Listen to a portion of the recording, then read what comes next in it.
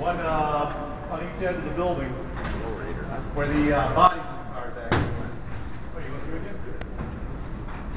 So Somebody wants to know where they painted.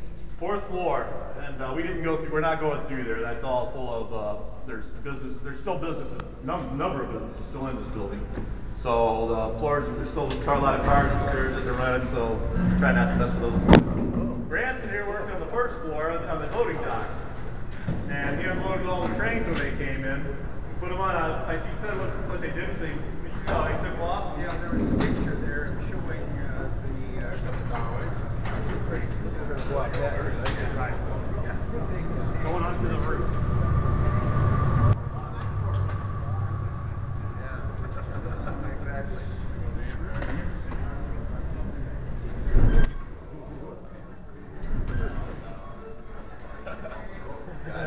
Waxy shack.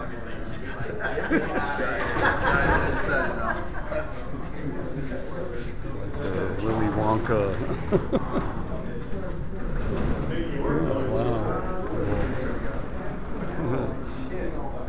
Awesome. Up on the roof. Thank you. Oh man.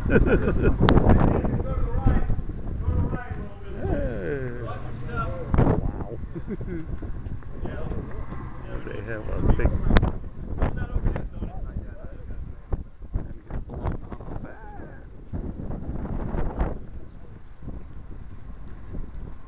feels kind of rickety. Alright, you guys look around. Right here was where the original water tower was. Okay. Big Studebaker logo and stuff on it. Wow. It got real rusty, they had to remove it. Now here's the whistle that blew every morning and every evening.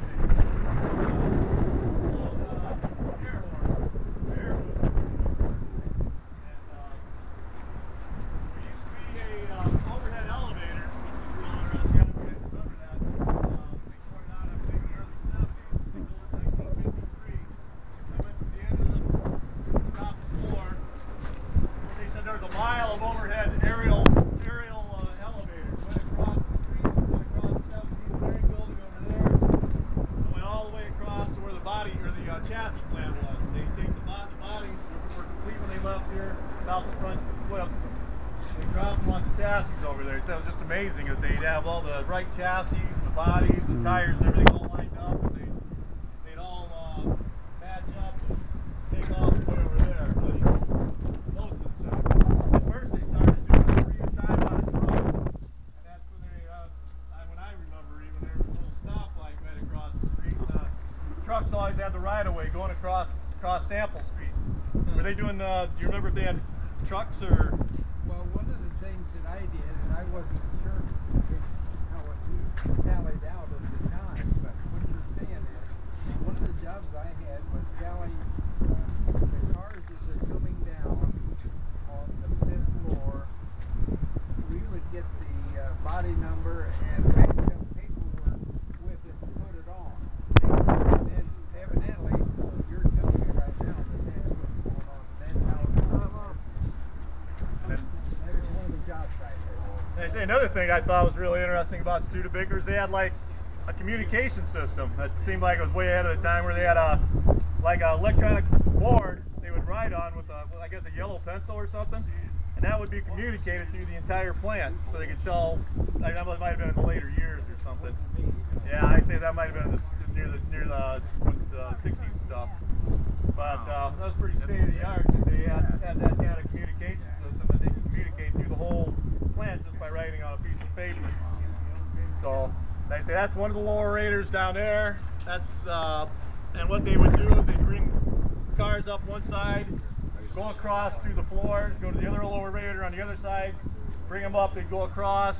So they'd go across here through the 6th floor, and then they'd go to the overhead elevator over there, which will go across there. So Chris will tell you a little bit of history of this place. All right, first off, the building is standing on was built in 1923. The lower part, Con 113, was built in 1945 as part of a government contract to build the Weasel.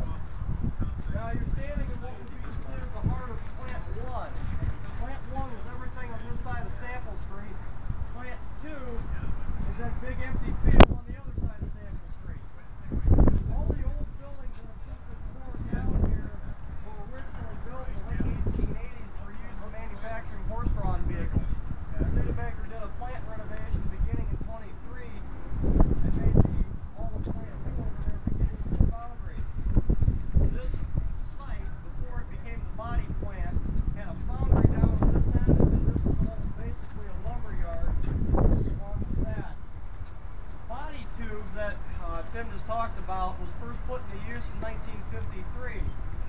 Before that, all car bodies still land on the first floor of 113 to be turned over. The body tube ran out to the top of the 6th floor, went across building 69, which used to be right over there, angled, went across and through building 5358, which is the old Newman Altman building, over the top of the engineering building, and then into building 82, which is final assembly.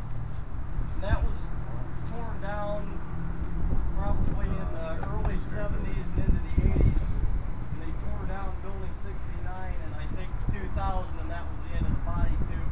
But you can still see part of the bracket work when we go onto the 6th floor. But we'll pass around some photos here that were aerial shots